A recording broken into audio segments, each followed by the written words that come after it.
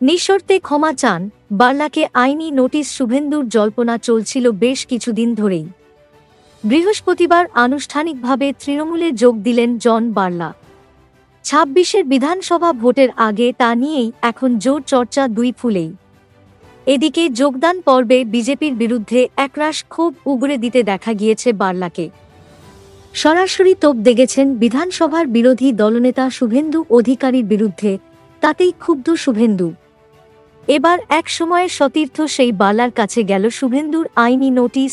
শুভেন্দুর আইনজীবীর দাবি, এদিন তৃণমূলে যোগদানের সময় প্রেস মিটে শুভেন্দুকে নিয়ে যে দাবি করেছেন বার্লা তা ভিত্তিহীন, সর্বৈব মিথ্যা। আর তার জন্য বার্লাকে বিনা শর্তে চাইতে হবে ক্ষমা।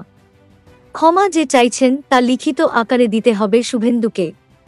একই সঙ্গে ওই নোটিশেই বার্লার উদ্দেশ্যে শুভেন্দুর আইনজীবী লিখছেন, যে কোনো সরকারি, বেসরকারি অথবা রাজনৈতিক ফোরামে আমার মক্কেল সম্পর্কে আর কোনো মানহানিকর মন্তব্য বা কটাক্ষ অবিলম্বে বন্ধ করতে হবে।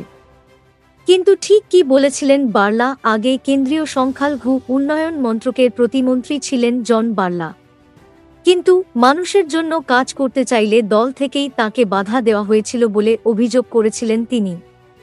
এদিন সাংবাদিক বৈঠকে বলেন, ১৬০ কোটির হাসপাতাল বানাতে চেয়েছিলাম। রেলের জমিতে হাসপাতাল তৈরি হচ্ছিল। ১০০% ফান্ড জোগাড় করেছিলাম। বিরোধী দলনেতা আটকে দিয়েছিলেন।